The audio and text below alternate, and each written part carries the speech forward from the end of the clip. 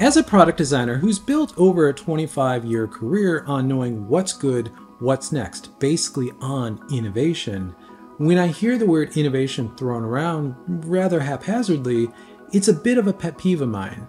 Now, in running shoes lately, we're hearing a lot of the word innovation, and we're in an era of running that there is a ton of very innovative, very tech-forward running product, especially in shoes, and it's quite wonderful.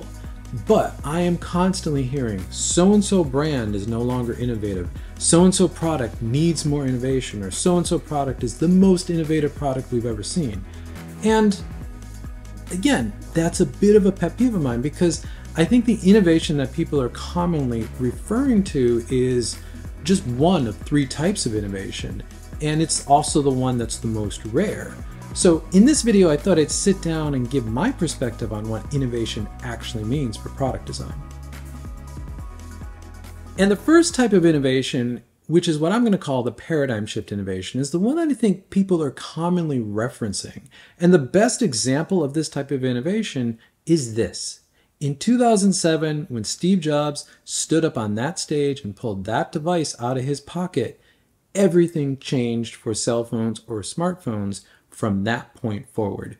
Before that, we had cell phones, we had touchscreen devices, we even had touchscreen devices with on-screen keyboards, we had GPS devices, we had music players, we had all those devices, but they were never in one package, let alone one package that was that small and that usable. Relative to running, I think a good example of this would be Nike's Vaporfly 4%.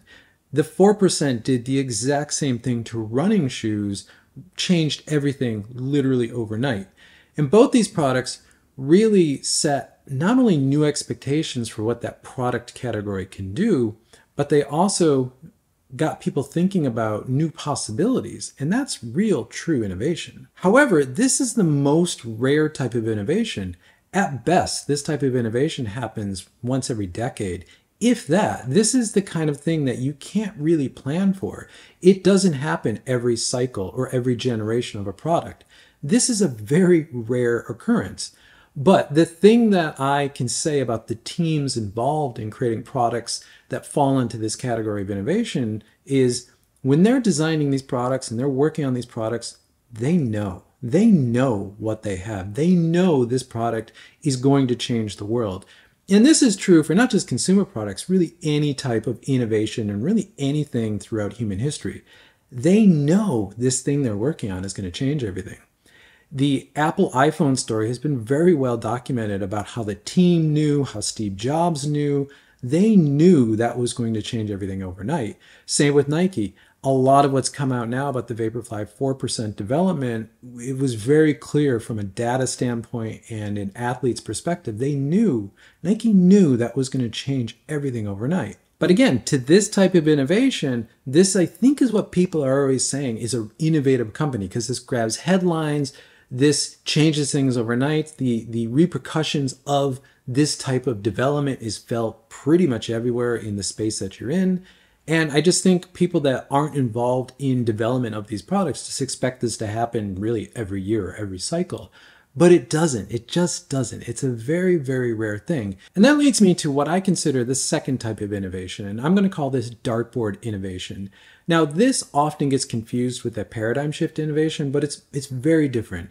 And what I mean by this is it often feels like a team will be literally just throwing darts at a dartboard and hoping something sticks. There'll be a million ideas within the team, but they really don't have any prioritization. They don't really have any sort of gut feeling that, you know, this feature is going to be more valuable than this feature. And they just sort of approach everything and try to pack everything into whatever it is they're doing. Now, the best example of this over the years, I think, has always been Samsung's phones, the Galaxy line and all the other Samsung phones. For many years, Samsung would put a new phone out in the market that would have 30 new ideas in it, hardware, software, combination of the two, usability, all sorts of things. And you knew that 28 or 29 of those features would be completely gone, but one or two would stick around and they become part of the core Samsung phone experience. But you also knew that the next cycle, the next generation of Samsung phones would have 30 other features.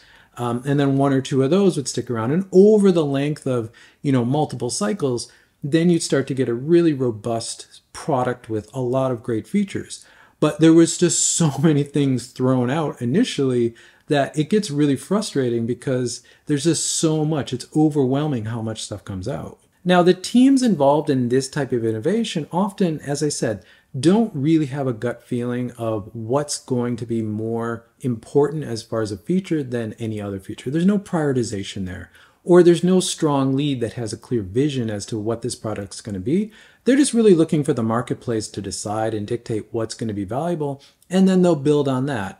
And again, it's a very valid strategy, but it's often confused with that paradigm shift innovation, because you'll see a company putting a product out there and it has a million features to it. It grabs a ton of headlines. So therefore it has to be innovative, right? Well, chances are at the time it's getting headlines. Sure, it may be a type of innovation, but 2 or 3 cycles down the road, as I said, most of those features aren't going to be there, and there'll be another set. There'll probably be a few sets they've gone through. And over time, you'll get to, a stable product, but it takes a lot of cycles. So this type of innovation also burns a lot of money, burns a lot of user trust, because again, you're putting stuff out in the marketplace, then it's gone in the next cycle. Again, it's confused with that paradigm shift innovation, but it can also be very frustrating and lead to somewhat frustrating products for customers to use. Now, bringing this back to running, I think there's 2 companies that stand out to me right now in 2024 that really use this dartboard innovation strategy. And the first one is Puma. Now, when you look at this shoe, the Puma Fast RB, this shoe is crazy. This shoe has 30 or 40 different types of ideas and innovations in it. However, this isn't Puma just aimlessly throwing a whole bunch of stuff out there and hoping it sticks. They're throwing a whole bunch of stuff out there and they're seeing what's going to have the most value. Because while this is a shoe that you can go buy and it's been reviewed okay, I don't think Puma's expecting anyone to really set the world on fire with this shoe, and I know they're not expecting to sell millions of pairs of these. This is a development platform for them, and they put this out in the marketplace and they're testing all these ideas to see what really has value. And it's already kind of made its way into the main product line of Puma Running with their foam program, because the move to the ELFL TPU foam that Nitro Elite is going through really started in this shoe, and it's gone across the entire performance or racing end of the Puma Running line. I think you're going to see some geometry and some plate dynamic stuff coming out of this shoe, and you may even see another version of it. So Puma is using this sort of dartboard innovation style and trying out a bunch of things with no rules, and they're pulling that back into their mainline product line. I think another company in running that's really using this dartboard innovation strategy is On currently, and specifically with this shoe, the Cloudboom Strike LS. Now, this shoe made a huge splash out there, and it grabbed pretty much every headline, and I think a lot of people are considering this the most innovative running shoe currently available. However, if you really look at it, it's really not that innovative. Now, the upper aside, and I'll get to the upper, if you look at the rest of the shoe, from the midsole standpoint, Helion HF is just kind of a standard super foam. It's a good one. It's on par with the competitors. The Speedboard technology, which was a valid innovation from On early on, is now just a carbon fiber plate in the shoe. The Cloud Tech, which is written on the midsole of this shoe, is really just cosmetic or maybe some minor tooling details channeling flex in the midsole now. And what's interesting about Cloud Tech, which was another key innovation from On, the shoes that seem to be very popular from On currently are the ones that are removing Cloud Tech. So there's some irony there. But overall, this shoe is, I think, it's been reviewed fairly okay. It's on par with other super shoes of the year, but it's definitely not, changing running. It's not one of those paradigm shifts types of innovation, regardless of what running media and a lot of social influencers are saying. It's just not. It's a decent shoe. It's a step forward for On. But there is an interesting story with this, and there is some innovation here, and it is the dartboard style of innovation. Now, if we talk about the upper is where the innovation is, but it's not really in the upper itself. This idea of a filament upper or exploring different types of upper materials that are printed, that's not new. Nike's been there with fly print, Adidas has been there with strung. Yes, those are different technologies, but this is an area that's been very explored. But what is really unique about this shoe is the manufacture of this shoe, and specifically of the upper.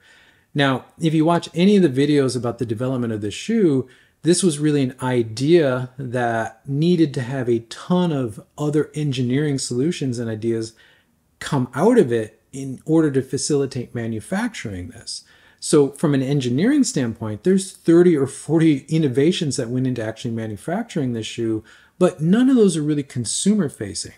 They end up making a product that's been marketed to look very appealing, very cool, but the product itself is nothing really terribly innovative. It's good for the brand, but within the larger running shoe world altogether, it's really nothing that special.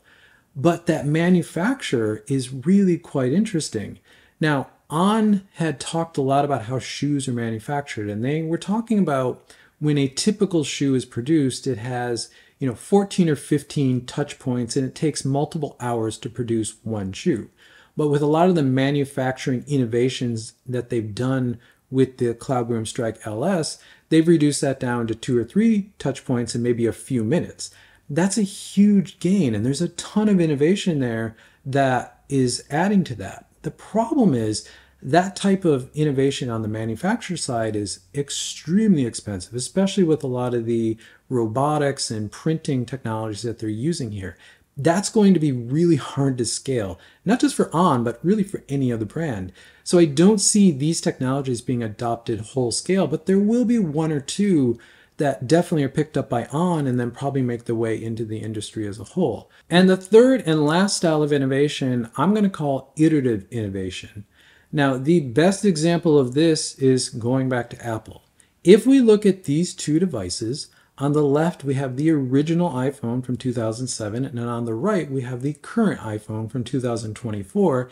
You can see that these are the same product, but over 25 plus generations, the product has been refined, it has been iterated on, and it's become a much more innovative, much better product. That phone on the right is, by every regard, better hardware, better software, better integration of hardware software, better integration into an ecosystem, better integration into a user's workflow. It just works better. But you can look at both of these products and see a very clear line from a hardware and software standpoint that this is the same product. It's just been iterated on and evolved over many, many cycles or generations. And the key with this type of innovation in a team is that it needs a clear vision. There needs to be a clear North Star for this team that this product or this product line is always going to map back to. And if the team doesn't have that very clear guiding principle, they can go astray. But if they do have a very clear guiding principle, then they just iterate more towards that. And through that iteration, you may end up being very innovative because you'll take 2 or 3 features that as they were iterated together, they now join and they work together in ways you didn't expect. And that almost becomes another feature. So that's where the innovation is coming from. And again, this is a very, I think, powerful way of innovating on a product, but it's one that doesn't grab a ton of headlines. It's one that consumers or users see and they're like, well, that new thing looks just like the old thing. Why do I need the new thing? But that new thing is better than that old thing.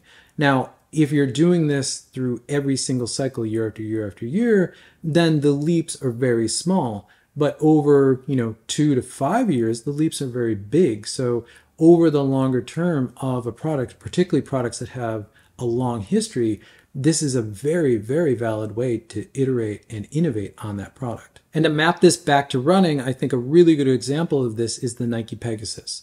Now, looking at these two shoes, the one on the left is the original Nike Pegasus from 1982, and the one on the right is the current Pegasus from 2024. And in every single conceivable way, the current Pegasus from 2024 is the better shoe. It's lighter, it's more durable, it's more resilient, it's more fun to run in, it fits better, It's just a better shoe. But that's been 41 generations to get to that product. But even with that clear guiding North Star, the team can still go astray at times. They can go down development paths or innovation paths that don't always work out. And I've talked about this quite a bit on the channel, but the Pegasus actually went through this back in 2019. Now, in 2019, we had the Peg 36, and in 2020, we got the Peg 37. And the leap from the 36 to the 37 was massive. I liked the 37, but it wasn't really a Pegasus anymore. It didn't really fully represent what the Pegasus always was, which was that very neutral, stable daily trainer that can really do everything. It was a little bit too responsive, a little bit too aggressive. And I think Nike realized that, and they've really taken the past 4 to 5 generations to step it back down to the Peg 41, which I think is on par with the Peg 36. The Peg has now come back to the essence of what a Peg is. That's why I keep saying on this channel that the Peg 41 is the most Pegasus that we've had in some time. And that's a team course correcting and coming back to, their guiding, their North Star, what that product is. And Nike's been very clear in the press and the release materials around the Peg 41 that that's really how they're looking at this shoe. And that's really course correcting and setting them back up for, the next, however many cycles the Pegasus will actually last. While I'm not trying to, I do feel like this video is probably going to ruffle some feathers, but I'm just giving my perspective as a designer who's worked in these innovation projects for a long time and how they actually work. I'm also talking about it from a runner's perspective because I have a channel here where I talk about running shoes, and running shoes, as I said, are going through this huge technical innovation and breakthrough era of running. And we've been in for about 7 or 8 years. We will probably have a few more years ahead of us where there'll be some major changes. And it's all exciting, but really what I try to do as a designer and what I talk about on this channel is to really focus on what I think is valuable and will be here in 5 or 6 years versus whatever is the current fad and whatever is the current trend that will probably not be here in the next cycle. So let me know in the comments what you think about this. I'm not trying to throw shade on any brands in this video. I'm just using them as an example of these types of innovations. So let's talk about it in the comments because I always love that conversation. Thank you for making it to the end of the video. If you find this content useful, consider subscribing. You'll see more content from me pop up in your feed. If not, drop a like on this video because it helps this channel continue to grow, which I always appreciate. And with that, I'll catch you in the next one.